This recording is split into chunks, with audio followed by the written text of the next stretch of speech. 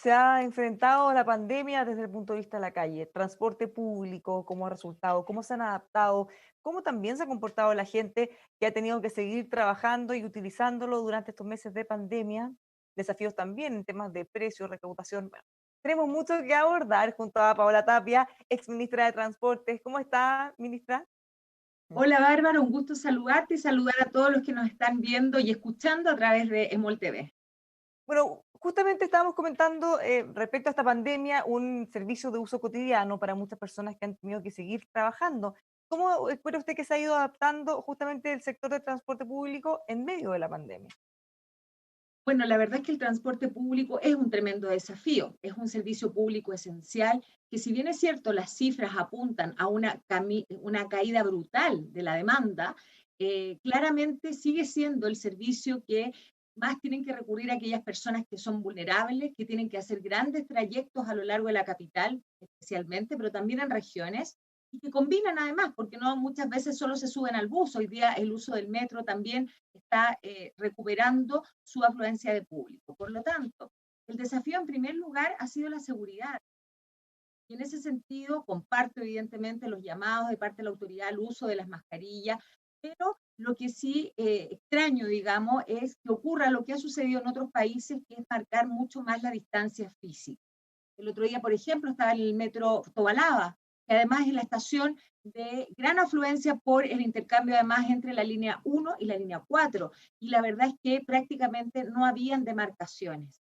Y esas demarcaciones no solo cumplen un rol físico, sino también de generar cambios culturales y de conciencia.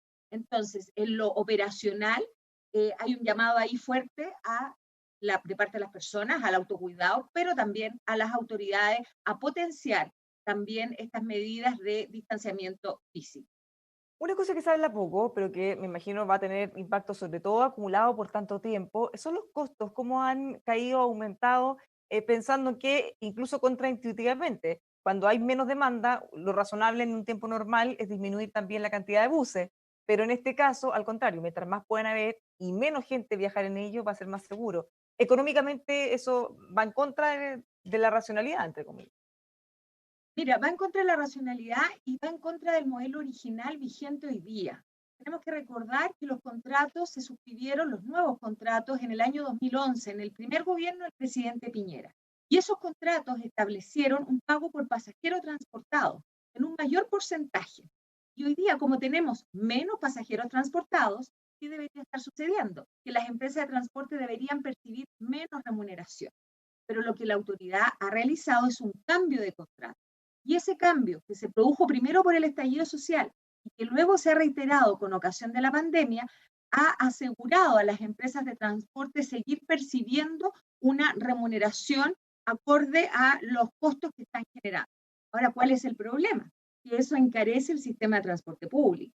Y como no, esto no se hizo con una licitación, sino con modificaciones de contrato parciales, evidentemente las condiciones van a golpear en el mediano y largo plazo, porque además los operadores van a considerar que esto es prácticamente un derecho adquirido y van a querer quizás modificarlo y no va a tener como contrapartida las sanciones por incumplimiento los indicadores. Entonces, hay un déficit acumulado mayor, se va a requerir evidentemente más subsidio y esto en el mediano y largo plazo va a impactar negativamente en las finanzas públicas. Ahora, ¿qué cosas se pudieron haber hecho mejor o más bien también pensando en cómo se puede arreglar? Porque hay que buscar una solución, evidentemente, el circular o mantener la circulación con mucho menos pasajeros sí tiene un costo, ¿quién lo va a tener que asumir? Quizás es la pregunta. Sí, lo que sucede es que aquí hay un error de origen que tiene que ver con el haber suspendido el proceso de licitación de Transantiago, porque ese proceso permitía, entre otras cosas, cambiar la fórmula de pago, pero hacerlo como corresponde, con una licitación, con un concurso público, con un conocimiento masivo de esas condiciones. ¿Y por qué Entonces se ahí tenemos suspendió, perdón? ¿Por qué se en el, suspendió? ¿Por el apremio del tiempo o por otras razones? no, la licitación, nosotros logramos dejarla bastante avanzada, se presentaron las ofertas en diciembre del año 2017, o sea, ya hace 3 años, y luego el Tribunal de Defensa de la Libre Competencia suspendió el proceso. Y cuando se produce el cambio de gobierno, 2 días después, el Tribunal de Defensa dice, adelante, sigan con el proceso, pero el gobierno decidió declararlo desierto. ¿Cuándo? El 20 de marzo del año 2021.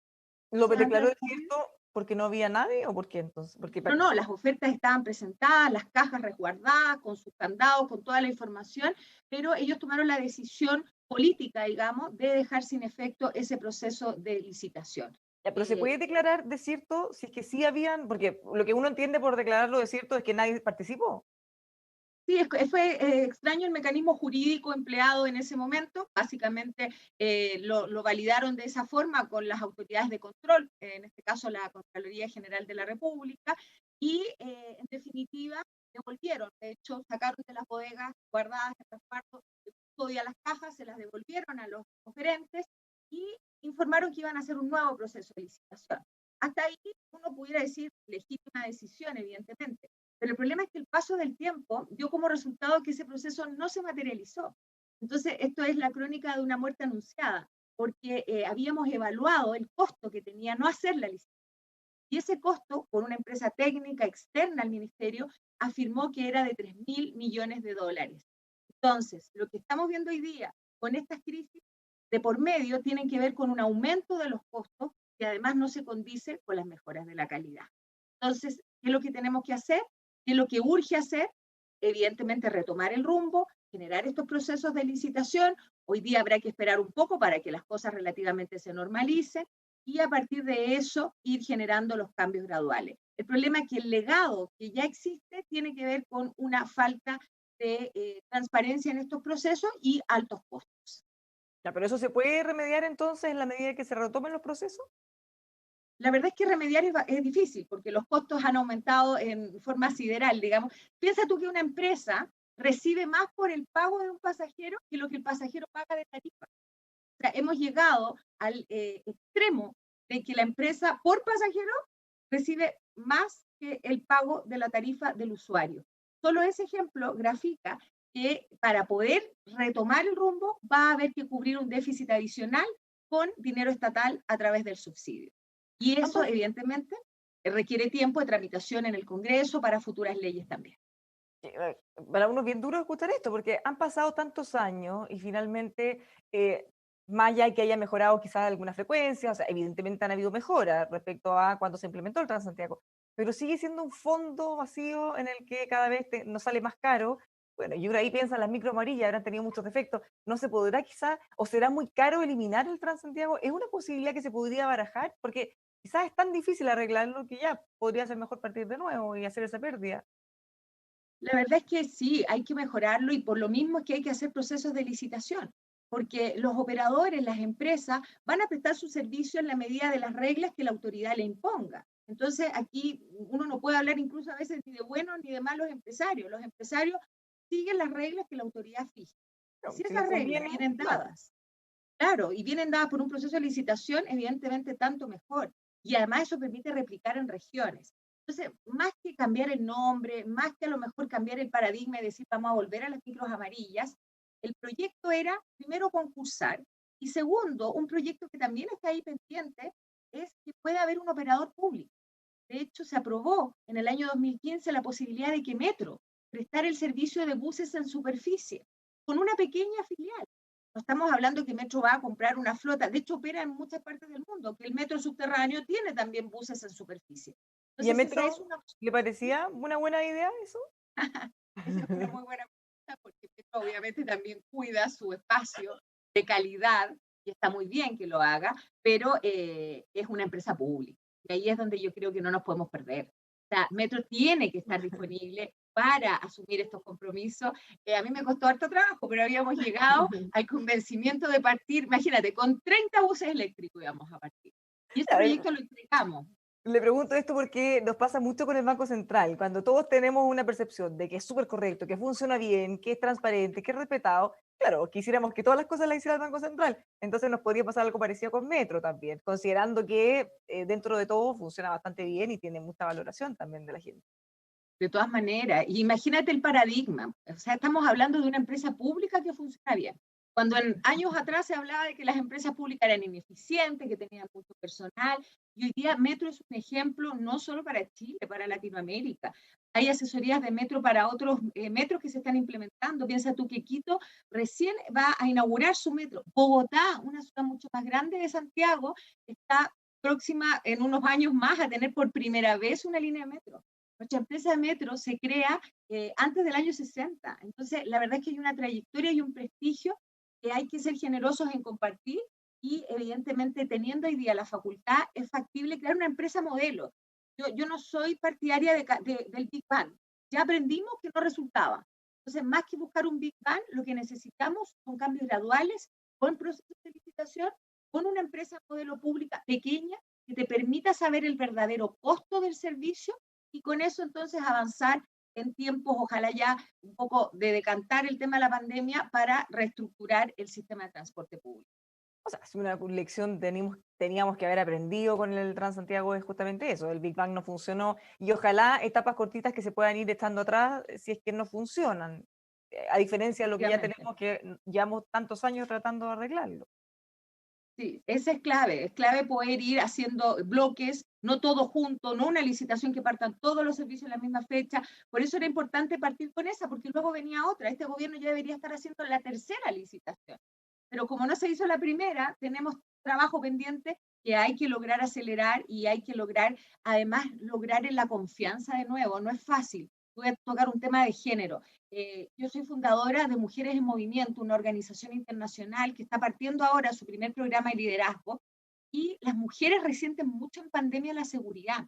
Si antes, en 10 mujeres, 9, estudio del Banco Latinoamericano de Desarrollo CAF, 9 de 10 mujeres habían presenciado, vivido una situación de acoso en el transporte público, hoy día esa mujer no quiere salir de su casa porque teme, más que los hombres, lo dicen los estudios de la ONU y del PNUD, temen contagiarse, temen poner en riesgo a las personas a su cuidado.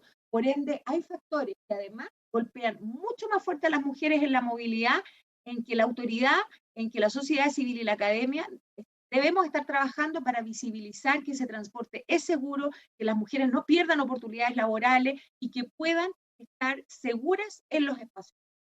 Pero volviendo un segundo atrás, cuando hablamos de las licitaciones que suspendió el gobierno, más allá de si se declaró desierta o no, o el mecanismo, ¿no será que ellos consideran que no es adecuado o que no es el mejor camino? Porque quizá hay un problema más de fondo, que solo de dilatar o no una etapa. No, no, ellos ahora ingresaron ya a Contraloría hace un tiempo atrás, digamos. Primero separaron el proceso y iniciaron el proceso de licitación de buses y iniciaron también el proceso de licitación de vías. El problema es que pasaron 2 años prácticamente sin tener nada. Entonces Mm. aquí hay un problema de gestión, porque la decisión es clara, tienes que licitar. Pero la pregunta es, ¿cuándo lo haces con buena gestión? ¿Cuándo estás convencido que tienes que hacerlo en vez de seguir asegurando el negocio a empresas que ya están operando y que lo legítimo es que se presenten a la licitación? Si la ganan, enhorabuena. Y si la pierden, bueno, son las reglas de la competencia, digamos. Pero no hay otra solución. O sea, aquí nadie nos va a iluminar con algún otro procedimiento. Hay que licitar. Hubo un problema de retraso, hubo un problema de gestión y de prioridades y esa prioridad hoy día está marcando y pegando más fuerte a las personas. Te voy a dar solo 2 ejemplos más. Esa licitación contemplaba tener cámaras en el interior de los buses funcionando, porque hoy día tenemos cámaras, pero ni siquiera existe obligación de grabar, lo que es un absurdo. En cambio, la licitación expresamente decía cámaras en el 100% de los buses funcionando. Y hoy día se permitiría masificar el control del distanciamiento físico sin necesidad de un control exponiendo inspectores en la calle. Y además contemplaba cabina segregada para todos los. Imagínate una conductora, un conductor hoy día con su cabina segregada. Solo hay un pequeño porcentaje que lo tiene y también en eso podríamos haber avanzado. O sea, incluso podríamos avanzar a niveles con cámaras, decir, señora, usted de rojo está muy cerca de la persona. Claro, tendríamos que tener un audio ahí, pero A la esto segunda es ya el el gran animal se enojó. hermano. Alguien te mira, este es un gran hermano, alguien te mira con las limitaciones, obvio, de protección personal, todo lo que sabemos, porque hay que resguardar también la protección de la vida privada, eso no cabe la menor duda. No, además que vamos a tener que vivir con esto por lo menos todo el próximo año, así como, como ven todo. Ahora, profundizando también en cifra, hace unos días salió una nota en el Mercurio que da cuenta que la menor demanda que hemos estado hablando en este rato ha subido a casi 6.300 pesos el costo promedio de cada viaje de bus del ex Transantiago y que el subsidio que tendría que financiar esto es cerca del 75%. ¿De esa magnitud estamos hablando? Efectivamente, esos son datos duros que arrojan las modificaciones de contrato que se han realizado con ocasión del estallido social primero, con ocasión de la pandemia, se ha ido cambiando el contrato para que los empresarios puedan asegurar estos pagos. Estamos hablando del orden del 75% de costos de operación cubiertos que superan con creces lo planificado y lo proyectado originalmente. Por ende, esto no cabe la menor duda, impacta en las finanzas públicas, impacta en el subsidio y el subsidio lo pagamos todos todas. Por lo tanto, esto es un tema que tenemos que tener la precaución de ver cómo se va generando en el futuro y cómo buscamos los resguardos también para que se asegure la calidad, pero no seguir aumentando los costos a cambio de nada. Pero para entender, cuando hablamos de esta cifra de casi 6.300 pesos, el costo promedio de cada viaje, ¿de qué estamos hablando? ¿Qué tipo de viaje? ¿O qué distancia? Lo Porque que es mucho sucede es que el sistema de transporte público está estructurado, como comentábamos recién, sobre la base de un pago al operador. El pago al operador en el contrato original del presidente Piñera en su primer gobierno, 2011 son los contratos aplicados del 2012, contempla que yo voy a pagarle por pasajero y un porcentaje menor por kilómetro. Y ahí en el kilómetro yo estoy pagando los costos operacionales, ¿verdad? Estoy pagando el combustible, los temas laborales, etcétera. Y el otro, la empresa asume un riesgo, porque si sube más pasajeros, gana más dinero, pero si sube menos, pierde. Ese riesgo hoy día el Estado lo está cubriendo, porque se invirtió la ecuación. Y entonces la ecuación ahora es, yo le aseguro un pago de un 75% de sus costos operacionales con el kilómetro recorrido. Y usted, si no tiene el restante de pasajeros, por lo menos usted tiene asegurado el negocio y eventualmente a lo mejor en los cálculos todas las utilidades. Ahora, eso Entonces, puede sonar duro, pero finalmente, si no existiera ese incentivo, quizás no tendríamos a nadie circulando, o sería, tendríamos judicializado, no sé, pensando en que al final alguien tiene que asumir ese costo. efectivamente, si no estuvieran prestando el servicio, hay contratos de por medio y por lo tanto habrían caducidades de la concesión y todos los arreglos correspondientes. Ahora, ¿cuál es el punto fundamental acá? Que como esto se hace sin licitación, la capacidad de negociación que tiene el Estado está absolutamente reducida. Porque yo no tengo la posibilidad de decirle a otra empresa, tráigame el día de mañana 1000 buses porque voy a caducar a la otra empresa. No existe. Entonces, el Estado está capturado en la negociación por las empresas y eso hace que evidentemente los precios se incrementen. Versus, si hago un concurso público, se presentan las ofertas y gana el técnico que aprueba, pero el de menor valor. Entonces, la condición de negociar un contrato amarrado con la imposibilidad de traer buses hace que estos costos se vayan elevando, nos aseguren buses en la calle, que está muy bien, pero no la racionalidad del uso de los recursos públicos. Y es ahí donde está el problema, porque la racionalidad pasa también por fiscalizar los incumplimientos, por seguir aplicando sanciones. Entonces, aquí hay incentivos perversos porque no hay mejor calidad y seguimos asegurando el pago a las empresas de transporte. Finalmente, el gobierno está previendo que recién a un par de años más, el 2024, se va a recuperar totalmente el tráfico aéreo previo a la pandemia. ¿Qué impactos ven que puede tener esto también en el resto del transporte público? ¿O la gente está viajando menos o eventualmente también podría utilizar otros medios de transporte? ¿Cómo lo ven? Bueno, ahí hay que hacer una distinción porque efectivamente nosotros veníamos aumentando el tráfico aéreo a 2 dígitos, lo que evidentemente era muy positivo. Por lo mismo, hemos visto la inversión que se ha hecho en el aeropuerto Arturo Merino Benítez. Inversión que uno se pregunta hoy día, a lo mejor hoy creamos un elefante blanco en el fondo y no vamos a tener la demanda suficiente. Pero está bien lo que sí, es lo que corresponde. Es nuestro principal terminal aéreo. Las cifras daban cuenta de que era necesario, por lo tanto yo eso no lo pondría en discusión. O Creo sea, que hay que hasta, retomar. perdón, de poquito incluso se decía que nos había quedado chico, ya antes de que lo terminaran de construir la ampliación. Absolutamente de acuerdo. Y ahí de nuevo el modelo de negocio no ayudaba mucho porque no teníamos los gatillos de inversión para poder ir generando durante la concesión las ampliaciones necesarias. Ahora el modelo se corrige y vamos un poco mejor. Por lo tanto, más que cuestionar la infraestructura, yo creo que existe una repercusión no solo en el transporte, sino también en el resto de las áreas. Está de a poco retomando también el transporte de carga. El transporte de pasajeros va a requerir eventualmente menos pasajeros arriba del avión. Por lo tanto, esto es un esfuerzo del mundo público con el mundo privado. Y aquí yo siempre he creído en la integración. Y por ende, en el tráfico nacional, en el cabotaje o doméstico, evidentemente es posible que se siga potenciando también la prestación a través de los buses interurbanos.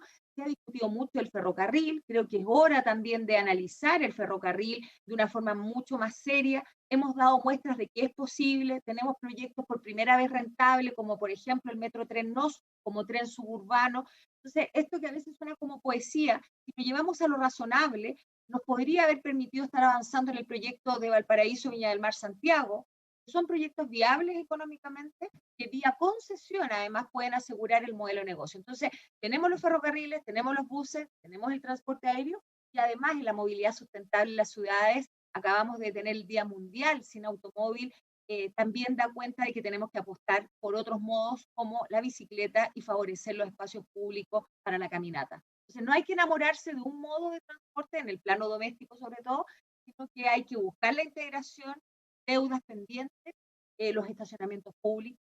El plan de prevención de descontaminación aseguró más de 3.000 estacionamientos públicos. Todavía seguimos esperando y más de 300 kilómetros de ciclovía, que de eso algo ya ha ido avanzando. Así que esas son las deudas y la visión general también del transporte hoy día en nuestro país. Ya, nos quedamos entonces con hartos desafíos planteados, pero se está avanzando. Y a veces más lento medio la pandemia, pero mientras se avance, va a ser bueno. Muchas gracias por haber conversado con nosotros y que tenga una muy buena tarde, Paula. Igual a ustedes, que estén muy bien. Chao, chao. Los dejamos invitados a que siga junto a nosotros informándose en emol.com.